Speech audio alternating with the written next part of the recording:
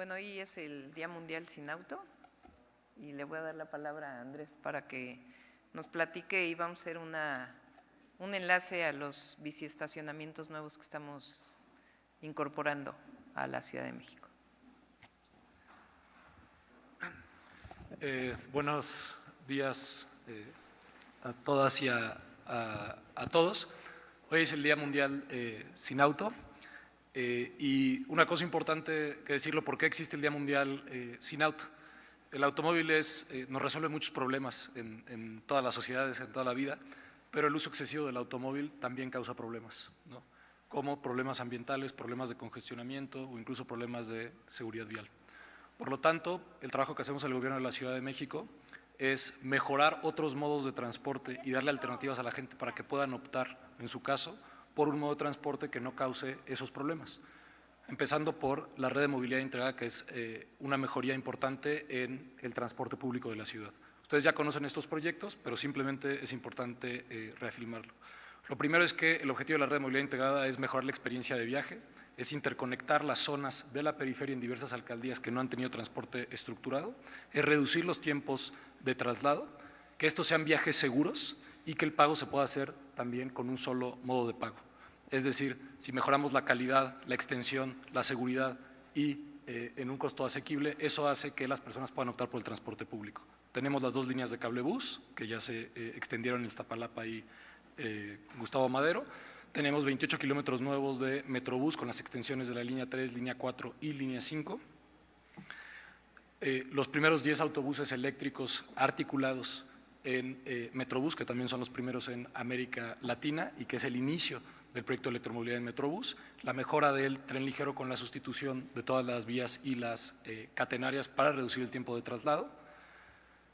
Aquí siguen. 300 unidades nuevas de RTP que son Euro 6, es decir, justamente porque tiene implicaciones ambientales y son 100% accesibles, la que sigue. Los 200 nuevos trolebuses, también dentro de la estrategia de electromovilidad para llegar a 500 unidades. El trolebús elevado, que como saben es una extensión de 7.2 kilómetros y también es una extensión en Iztapalapa, uno de los lugares donde más se requiere transporte público. ¿Qué sigue? También hay un proceso de regularización de ciclotaxis y de sustitución de las unidades viejas que conocemos por unidades de pedaleo asistido, es decir, tienen un pequeño motor eléctrico, y se creó la norma técnica para garantizar las condiciones de seguridad de los usuarios. ¿Qué sigue? También estamos en la sustitución del transporte público, empezando por los microbuses más viejos de la ciudad. Estamos hablando que al final de 2021 son 1.800 unidades chatarrizadas y también estamos ya en el inicio de la implementación de la tarjeta de movilidad integrada para el transporte concesionado, que ya anunciaremos en su momento. E intervenciones de remodelación en Zapata, Indios Verdes y Buenavista. ¿Sigue? En términos de infraestructura ciclista, como saben, la ciclovía de Insurgentes, que empezó como emergente, va a ser permanente y esto nos ha permitido en este periodo de tiempo, 2019-2021, ahí hay un error en la gráfica, que el total de extensión de ciclovías que se han hecho es de 180 kilómetros y eso lo comparamos con 14 años previos donde se habían hecho 170 kilómetros. Es decir, más de lo que se había hecho en 14 años se ha hecho en 2 años en términos de infraestructura ciclista. La ciclovía de Insurgentes en total van a ser 30 kilómetros, es decir, 15 en cada sentido, conecta 4 alcaldías y se conecta también con carriles exclusivos que ya existen o que están en proceso de construcción, creando propiamente una red. ¿Por qué son importantes las bicicletas cuando hablamos del Día Mundial Sin Auto? Precisamente porque desde nuestro punto de vista las bicicletas son parte del sistema de transporte público de la ciudad. Para muchas personas la bicicleta puede ser una opción cuando se conecta al transporte público. Por eso vamos a la siguiente, por favor, que es la renovación y expansión del sistema Ecobici. Hoy el sistema Ecobici tiene 6.500 bicicletas en una zona acotada en la ciudad, 6.150, y va a subir a 1.300 bicicletas. Esto permite ampliar su cobertura. ¿Por qué es importante ampliar la cobertura? Muchas personas que hacen el viaje en transporte público, de hecho, les puedo decir que la mayoría de los usuarios de Ecobici no son personas que viven en la zona de Ecobici, son personas que viven en la periferia de la ciudad, que se acercan en transporte público a la zona central, se bajan del transporte público y se suben a Ecobici. Por esta razón también se está ampliando en Miguel Hidalgo, Cuauhtémoc y Benito Juárez, que es en donde está, pero va a cubrir las alcaldías enteras y llegará a otras 3 alcaldías que son Azcapotzalco, Álvaro Obregón y Coyoacán. La que sigue, por favor. puesta en marcha el biciestacionamiento masivo Escuadrón 201. Ahorita nos vamos a conectar con Fernanda Rivera, que es la Directora General de Seguridad Vial y Sistemas de Movilidad Urbana Sustentable, que está ahí en el biciestacionamiento de Escuadrón 201. Como les decía, el objetivo, una de las estrategias para que se integre el transporte público con la bicicleta es el sistema Ecobici, pero la otra son los biciestacionamientos. ¿Dónde hemos estado construyendo biciestacionamientos? Precisamente en las áreas terminales del sistema de transporte masivo, Metrobús y Metro primordialmente. ¿Por qué? Porque las personas pueden hacer un primer tramo de viaje en bicicleta relativamente corto, acercarse al transporte público y continuar su viaje en transporte público. En la Ciudad de México en este momento tenemos 10 biciestacionamientos en operación y solo entre 2019 y 2021, 6 de estos fueron puestos en operación. En Buenavista, en Martín Carrera, en El Rosario, en Tláhuac, en Olivos y ahorita justamente estamos abriendo el de Escuadrón 201. La meta es llegar a 16 biciestacionamientos. En términos del biciestacionamiento de Escuadrón 201, estamos hablando de un monto de obra de 16 millones de pesos, una capacidad para 200 bicicletas, 8 espacios para personas con discapacidad y lo más importante, las conexiones con las estaciones de metro y de Metrobús de Escuadrón 201 en la frontera de Iztapalapa y Tláhuac, justamente. También tiene un espacio para la biciescuela. La biciescuela, la que sigue, por favor, como saben, es muy popular, está ya reactivada en las explanadas justamente de los biciestacionamientos, en La Raza y Tláhuac, en los bosques de la ciudad, como son Aragón, Tlalpan y la cuarta sección de Chapultepec, y durante el paseo dominical tenemos otras biciescuelas en La Diana, en Metro Zapata y Calzada de Guadalupe. El biciestacionamiento de Escuadrón 201, desde su diseño, se pensó que tenga el espacio para también tener una biciescuela y justamente ampliar una zona de la ciudad donde sabemos que hay mucha demanda de la biciescuela por niños, pero también por adultos, y cuando estamos hablando de adultos, la mayoría son mujeres que tienen interés en aprender a andar en bicicleta. Entonces, este es el avance que hemos hecho y como digo, lo importante es que aunque el automóvil nos puede solucionar muchos problemas, el gobierno de la ciudad trabaja para mejorar otros modos de transporte de tal manera que sea fácil para los ciudadanos optar por esos modos de transporte que puede ser bicicleta y transporte público. Y nos conectamos con Fernanda. Así es. Buenos días, doctora y secretario. Estamos aquí en el biciestacionamiento de Escuadrón 201. Les voy a explicar cómo funciona y todo lo que incluye.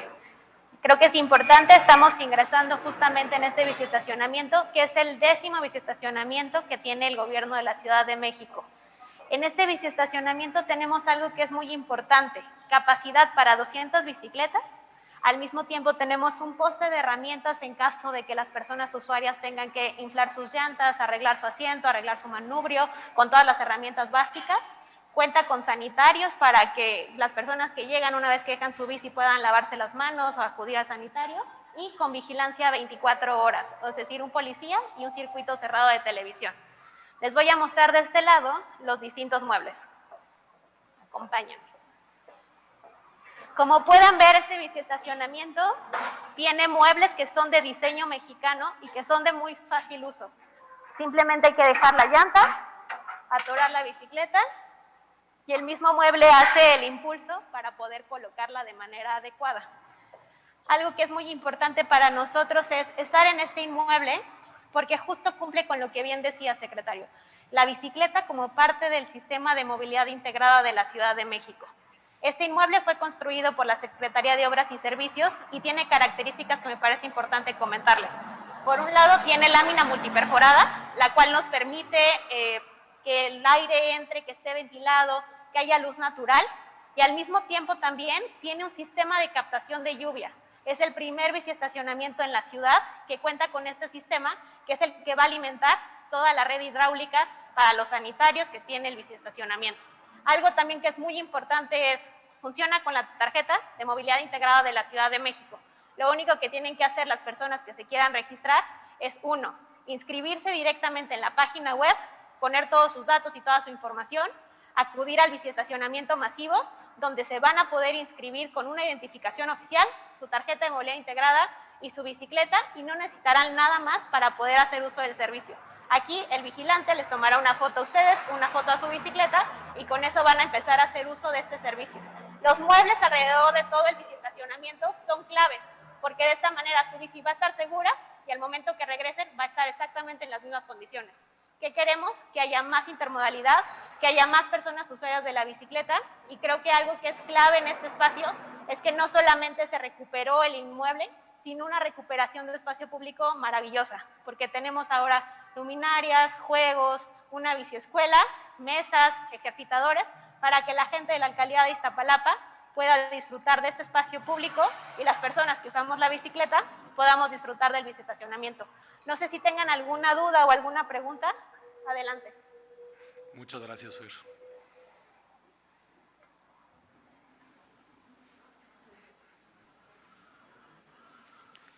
Iniciamos preguntas y respuestas con Eduardo Hernández del Universal. Hola, buenos días. Primero preguntarle, secretario, son 1,800 chatarrizaciones solo en 2020, hasta el 2021. Hasta finales de acumuladas, 2019, 2020, 2021. ¿Y cuántas esperan para hasta 2024? El objetivo es cumplir con los poco más de 5,000 microbuses grises que operan en la ciudad, digamos, chatarrizarlos todos. ¿Son 5,000 Poco más, sí. los vehículos que se requieren chatarrizar? También preguntarle sobre, si nos puede hablar más un poco sobre el tema de los ciclotaxis, en qué colonias o en qué zonas van a estar, se van a requerir, sí. Si ya están o a partir de cuándo. La regularización ya empezó, de hecho, aquí en el centro histórico, en Iztapalapa y en Xochimilco, que primero se hizo un censo, insisto, en los ciclotaxis estamos hablando, y ya que se hizo el censo viene el otorgamiento del permiso, que es el proceso que ya inició en el centro histórico, y a partir de ahí justamente las propias organizaciones presentaron propuestas de ciclotaxis con pedaleo asistido, y ellos mismos nos solicitaron que sus propuestas cumplieran la norma técnica para garantizar la seguridad tanto del conductor como de los usuarios. Lo que nosotros emitimos fue esa norma técnica y probablemente en el último trimestre de este año veremos ya el inicio de la sustitución, tanto en algunos casos en Tláhuac como en el centro histórico. ¿Cuántas unidades serían? El estimado que tenemos en el centro histórico son 300. ¿300? Pero con mucho gusto te consigo los datos de cuántas empiezan en Tláhuac. En Xochimilco, por decir, ya dejaremos de ver los golfitaxis. No estamos hablando ahorita de los ciclotaxis. Primero es la regularización de ciclotaxis y también vamos a hacer la regularización del resto de servicios de movilidad de barrio. Ok. Y también preguntarle sobre Ecobici. Ya se habla de Azcapotzalco, habla Álvaro Obregón y Coyoacán. ¿Qué colonias van a ser las que van a integrar estos nuevos espacios para Ecobici? Con mucho gusto te conseguimos la información. Ahorita no traigo en mente todas las colonias. Doctora, también me gustaría preguntarle sobre el arribo de haitianos a la ciudad, al país y su camino en la Ciudad de México. Saber si tienen planeado algo para darles alguna atención, como ocurrió con el inicio de las caravanas migrantes hace unos años. Sí, justo estamos en coordinación con el Instituto Nacional de Migración. Tenemos una reunión más tarde y ya podemos darles la información. ¿Se pensará abrir un centro como...? Vamos a ver cuál es la política nacional, cómo está planteada, y ya nuestra idea es coordinarnos con el Instituto Nacional de Migración. También preguntarle, doctora, el tema de la vacunación. Hay 4 alcaldías que todavía los jóvenes de 18 a 29 años no se han vacunado en la primera dosis, y hay otras donde ya se cumplió la segunda dosis. Quisiera ver si nos podría dar un mensaje a esas 4 alcaldías, a los jóvenes. Sí, el día de mañana ya nos dan la información de cuántas vacunas nos van a dar. Tenemos información de que entre hoy y mañana llega alrededor de 2 millones de AstraZeneca. Eso nos ayudaría a cumplir con los de 30 a 39 que nos faltan. Son alrededor de 140,000 vacunas, algo así. Y para los que faltan de 18 y más, estaríamos dando la información también el día de mañana o el viernes a más tardar. ¿Sí se buscará que sea antes de octubre? Sí, por supuesto, ese es parte del Programa Nacional de Vacunación. Perfecto, muchas gracias. Continuamos con Carlos Navarro del Heraldo. Buenos días a todas y todos. Me gustaría preguntarle al secretario, con la pandemia, ¿cuál ha sido la lección que han aprendido para trazar estas estrategias en materia de movilidad? Bueno, creo que una muy importante y se ha demostrado tiene que ver con el ordenamiento de usuarios y la dosificación, que le llamamos. Por el contexto de la pandemia, se establecieron ciertas reglas de ascenso, lo puedes ver, por ejemplo, en las estaciones de Metrobús, que tiene que ver con hacer fila, etcétera, y eso mejoró de forma sustantiva el flujo dentro de las estaciones, lo mismo que en el metro. Entonces, ese es, me parece que uno de los ejemplos importantes. Seguimos todavía en el contexto de la pandemia, hay que recordarlo, y por eso es muy importante que las personas se laven las manos, usen cubrebocas cuando van en transporte público y las ventanas estén abiertas. Entonces sigue la instrucción a todo el transporte público de traer las ventanas abiertas. Hemos visto a lo largo de la pandemia la reducción en el tránsito vehicular. ¿Qué se puede retomar de esto para en un futuro mejorar esta situación? Lo que sabemos es que hay cierto tipo de trabajos que se pueden hacer a distancia y que se han estado haciendo a distancia, que depende evidentemente de muchas condiciones. Y eso probablemente ha cancelado todavía viajes, tanto en transporte público como en auto particular. Entonces, ¿qué es lo que sabemos? Que el número de viajes concentrados en un solo horario es lo que nos genera el mayor congestionamiento de todos los servicios, y entonces el fenómeno que estamos viendo es algunos descongestionamientos por esa razón. Okay, gracias. Me gustaría preguntarle si ya ha tenido mayor información y pláticas con la empresa del cablebús. Ya van 2 fallas en menos de un mes que se han dado. ¿Qué es lo que han dialogado con ellos? Es, digamos, lo que ya informé, ¿no? Y ya la información que tendrá que ver con las sanciones, etcétera, con mucho gusto más adelante. ¿Podría evitarse? A ver, es importante decir que les hemos exigido que haya un supervisor en cada una de las estaciones, particularmente las estaciones que tienen la parte motora, para que no haya ningún problema, además de las sanciones económicas, y obviamente es inaceptable que esto pase, y se están tomando todas las medidas para evitar una situación de este tipo. ¿Está garantizado que no haya una falla más? Pues estamos haciendo todo lo posible para que no haya una falla más, y el objetivo, parte del problema que tenían es que no tenían una persona con la toma de decisiones, del nivel para la toma de decisiones adecuada en los lugares en donde había que tomar una decisión. Está garantizada la seguridad, el tema es nada más que no tarde tanto el tiempo en que haya una falla que puede llegar a ocurrir y el inicio de operaciones.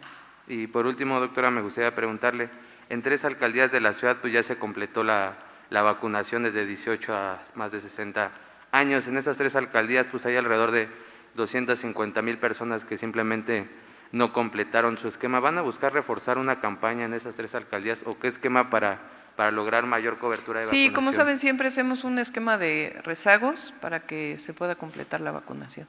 Ok, gracias. Buen día a todos. Continuamos con Juan Raimundo Hernández, de Diario Basta. Buenos días. Una pregunta compuesta. La primera, estos avances que ustedes han tenido en movilidad, ¿cuántas horas de camino le ha ahorrado a los mexicanos? Porque, bueno, estaban sacando hace unos 1 año, 2 años atrás, que el mexicano en promedio perdía en transporte 3 horas diarias y en el coche perdía hasta 5 horas. Todos estos esfuerzos que ustedes han venido haciendo con el cablebús, con los trolebuses, con todo esto, no sé si ya tengan ustedes un estimado de más o menos de cuánto se ha reducido precisamente esa ganancia, no solamente de tiempo, sino también en cuestión de dinero. Por servicio, a ver. Por servicio, sí. Siempre cuando se hace la planeación de los proyectos de transporte se está pensando cómo se reduce el tiempo de traslado de las personas, ¿no? Entonces, por ejemplo, en el caso del cablebús, estamos hablando de reducciones de más de 60% del tiempo de viaje, ¿no? Viajes que se hacían en algunos casos, unos tramos de viaje de 45 minutos en automóvil, se volvieron viajes de 6 minutos, ¿no? Para darte un ejemplo, entre San Miguel Teotongo y Santa Marta. Pero en promedio, decimos, son reducciones de 60%. En el caso, por ejemplo, de la línea 5 de Metrobús, estamos hablando de una reducción de tiempo de 40% del tiempo que se hacía. En el caso del trolebús elevado, estamos hablando de una reducción de 60% una vez que quede concluida la obra frente al tiempo que se hacía. Entonces, por proyecto podemos hacerlo, pero con gusto buscamos la información para tenerla agregada. Pero en promedio estaríamos hablando de una reducción de, bueno, de esas, por ejemplo, de esas 3 horas, pues prácticamente de 2 horas que se ahorran ya, o sea, ya nada más sería… No, insisto, por proyecto, le daba yo el ejemplo. Hacemos la suma y se lo compartimos, pero por proyecto, ¿no? Un viaje de 45 minutos que se vuelve en 6 minutos, pues es ese proyecto, pero en otros pues es distinto dependiendo del total del viaje. Entonces la suma, con gusto se la compartimos. Y bueno, nada más para que quede claro lo del cablebús, ¿van a ser 1 o 2 sanciones lo que le van a aplicar a esta empresa? Son 2 sanciones, son por los serían 2 eventos. Dos sanciones, bueno, serían 200,000 pesos la sanción. Sí. Perfecto, esto, gracias. La última pregunta es de Kevin Ramírez de Es Cuanto. Hola, buenos días. Gracias, doctora secretario. Preguntarles de este tema, conforme al fomento a la bicicleta que nos están comentando, también fomento a los transportes eléctricos, ¿qué nos pueden comentar sobre la contaminación en la Ciudad de México? ¿Tienen conocimiento, según los indicadores, si ha bajado la contaminación con el uso de bicicleta? ¿Qué nos pueden decir al respecto de la metrópoli? También en el caso de todos los proyectos, se revisa cuál es el impacto que tiene en la reducción de emisiones. Entonces, por ejemplo, el proyecto de electromovilidad en Metrobús tiene que ver con el número, con las toneladas que se reducen emisiones de CO2 al medio ambiente. Lo mismo cuando se hacen los proyectos de ciclovías, viene el cálculo de cuántos usuarios tenemos en promedio y cuántos viajes sustituye que se harían con CO2. Para esto tenemos los cálculos de cada uno de los proyectos y con mucho gusto te los podemos compartir. ¿Pueden decir que ha bajado un poquito la contaminación o está estable el ambiente, niveles de ozono en la ciudad, perdón? El tema es que por la pandemia no se puede saber la tendencia. Pues como saben, durante todos los periodos de semáforo rojo, de sana distancia y la disminución de la movilidad por la pandemia, pues obviamente hubo una reducción de las emisiones y de las concentraciones. De todas maneras, en la época de ozono, particularmente marzo-abril, hay concentraciones altas que no son producto de la movilidad, sino principalmente de los incendios agrícolas y forestales que no solo hay en la ciudad, sino en la zona centro del país.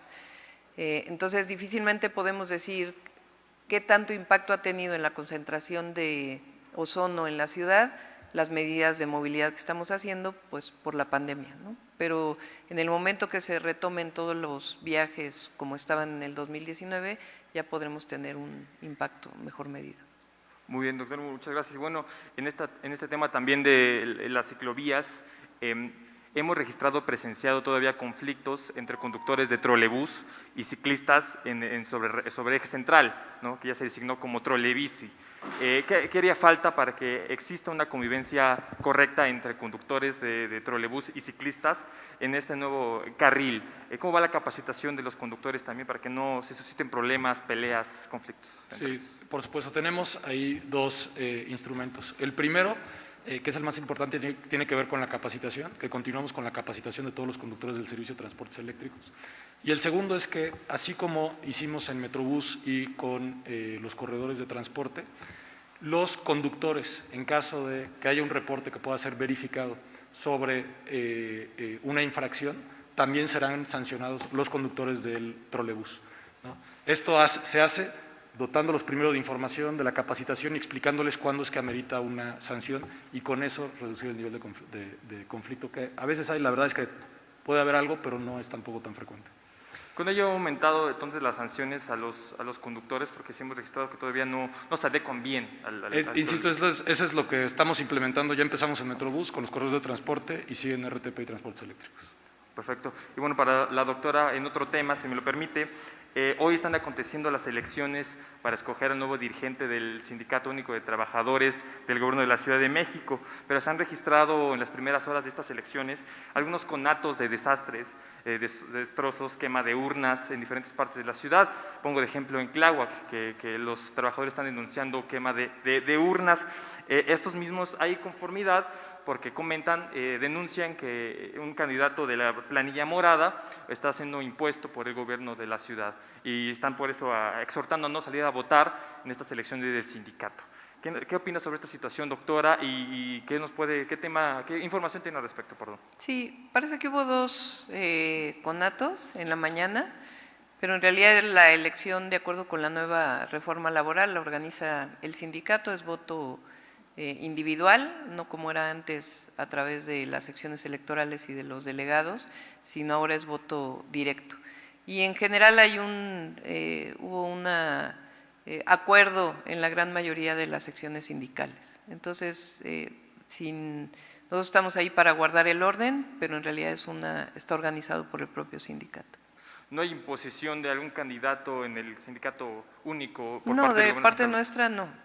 Se facilitó por parte de tanto Capital Humano como por parte de la Secretaría de Gobierno lo que requiriera el sindicato. Recuerden que hubo un directorio hasta esta elección que se está llevando a cabo, pero no hay una imposición por parte del gobierno, ni mucho menos. Perfecto, sería todo por mi parte. Gracias. Gracias. González Sector. Concluimos con la conferencia de prensa. Gracias a todos. Gracias. ¿Nos van a acompañar allá? Vamos a ir a… ¿Cómo dicen? Sí, pero ¿cómo se dice lo del sello? Una cancelación de sello de la Universidad Nacional Autónoma de México, ahí en Minería. Por si vamos a ir caminando porque es Día Mundial sin Auto.